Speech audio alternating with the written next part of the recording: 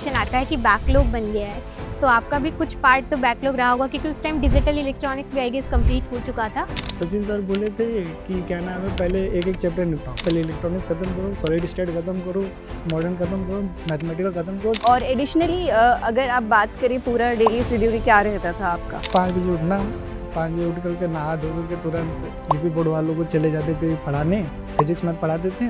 तो इसके साथ साथ अब जैसे आपने कहा कि आपने बैच लिया था, आपने प्रॉपर आईआईटी जैम को टारगेट करते हुए तैयारी कब स्टार्ट की थी? मतलब बैच तो ले लिए थे, वो 26 जनवरी को था ना डिस्काउंट, उसमें ले लिए थे। So hi everyone, welcome to PW channel of IIT JAM and CSI Net.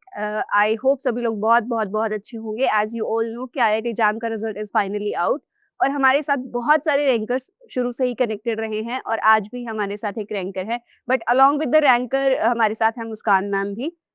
So hi everyone, तो welcome to our platform PW IIT JAM and CSI NET YouTube channel.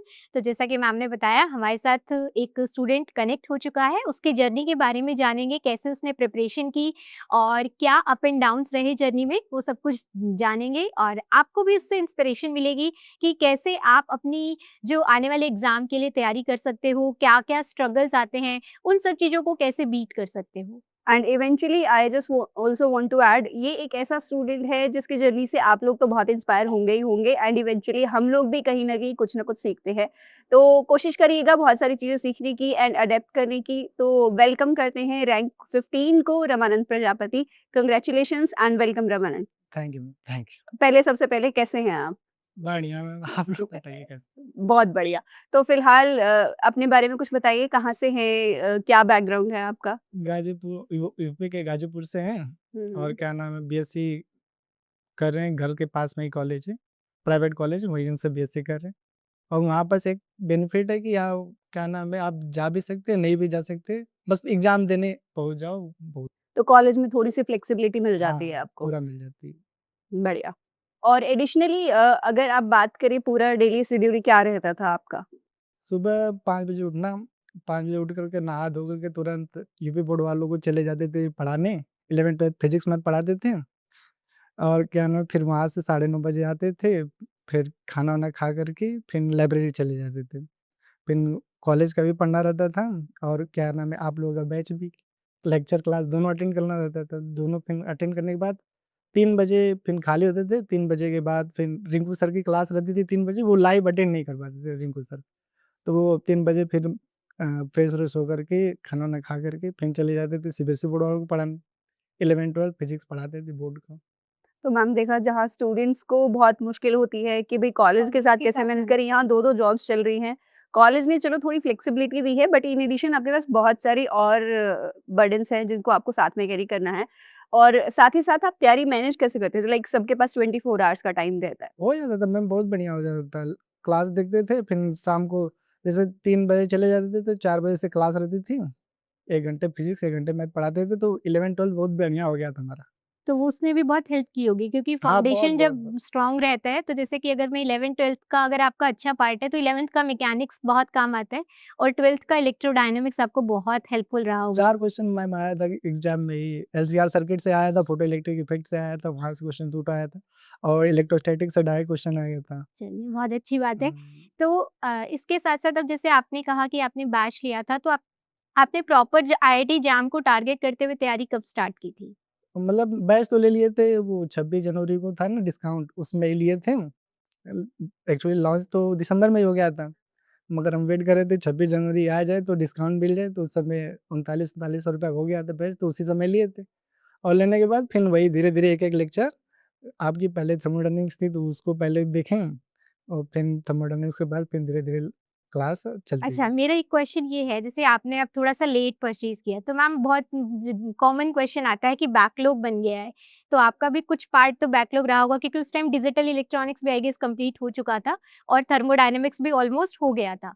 तो कैसे किया फिर आपने? बस कि वही। मतलब एकदम से पूरे सारे लेक्चर्स देखे थे नहीं, नहीं, नहीं। या फिर सीक्वेंस में चल रहे थे? Chapter by chapter. Sachin sir बोले थे कि क्या नाम है, पहले एक-एक चैप्टर निपटाओ।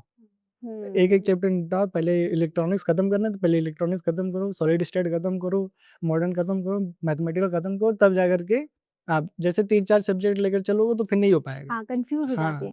एक-एक च सबसे इम्पोर्टेंट बात जो मैं नोटिस करती हूँ ना, मुझे ऐसा लगता है कि बच्चे हम लोग बोलते सभी बच्चों को हैं, बट इम्प्लीमेंटेशन बहुत कम प्लेसेस पर हो पाता है, और जहाँ-जहाँ इम्प्लीमेंटेशन एक्चुअली हो जाता है ना, वहाँ पर रिजल्ट डेफिनिटली बहुत अच्छा आ जाता है। एक्चुअली मैम ना जेईई की जब तैयारी कर रहे थे ना, तो हम टीचर की बात नहीं मान रहे थे, तो इसीलिए नहीं हो पाया था। तो तो वो मतलब ये रिग्रेट था। हाँ, रिग्रेट था। हम सोचे थे इस बार जो-जो गुरुजी कहेंगे वही-वही करना है हमें। अच्छा। बिल्कुल, बिल्कुल। तो फिर आपने डीपीपीज़ भी साथ-साथ में की थी? या फिर ब जैसे बहुत सारे स्टूडेंट्स होते हैं कि पहले सारे लेक्चर्स देखेंगे, उसके बाद डीपीपीज़ करेंगे। नहीं मैम, जैसे मैं 2-3 लेक्चर देखने के बाद फिर डीपीपी अटेम्प्ट कर लेते थे, और रिवीजन उन 2-3 लेक्चर का रिवीजन करने के बाद डीपीपी पूरा करते थे।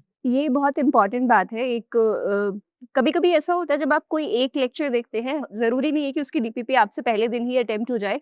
बहुत बार ऐसा होता है कि टॉपिक कनेक्टेड होता है, 2-3 लेक्चर्स के बाद वो वाइंड अप होगा, एंड उसके बाद अगर आप डीपीपी अटेम्प्ट करेंगे, सेम क्वेश्चन आपसे हो जाने वाला है, तो उसके लिए बिल्कुल भी डिसअपॉइंट होने की या फिर ऐसे सोचने की ज़रूरत तो बिल्कुल नहीं रहती कि भई आज मैम डीपीपी का ये क्वेश्चन नहीं हुआ, ये क्वेश्चन नहीं हुआ।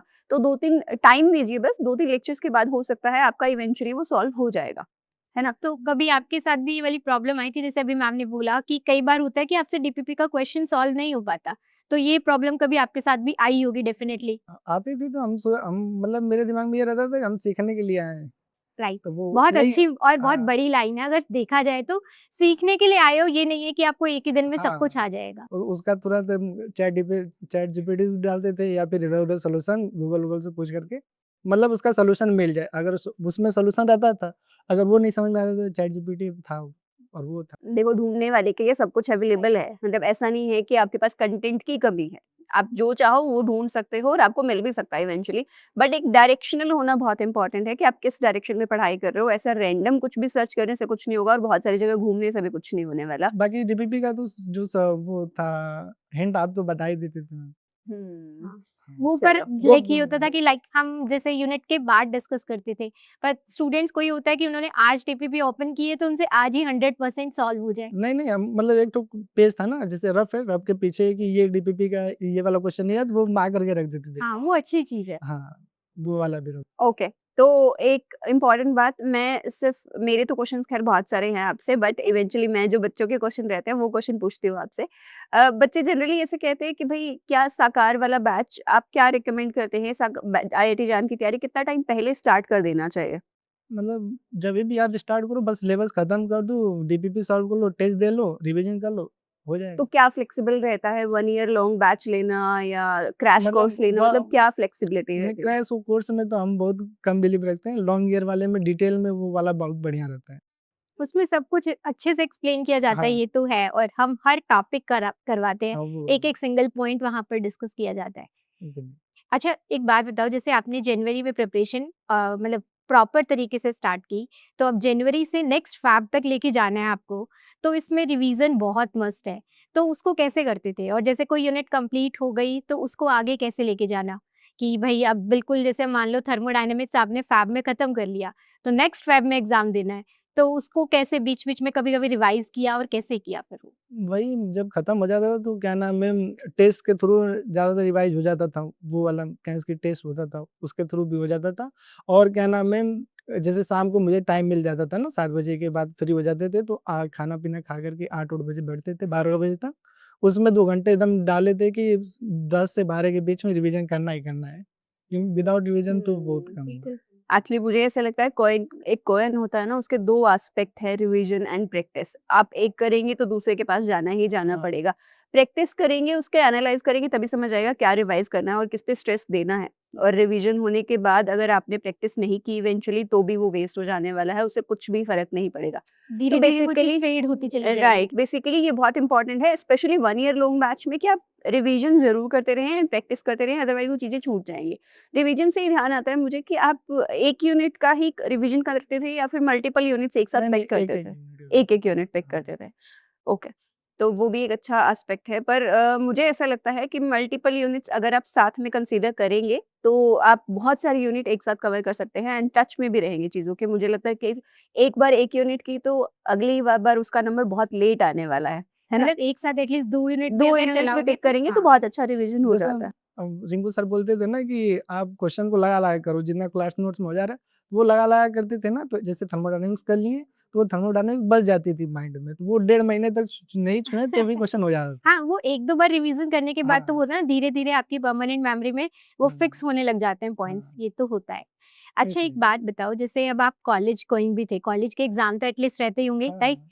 तो आपके इस जर्नी के बीच में भी कॉलेज के एग्ज़ाम आए होंगे। जनरली जो स्टूडेंट्स के एग्ज़ाम रहते हैं मैम दिसंबर और जनवरी में होते हैं।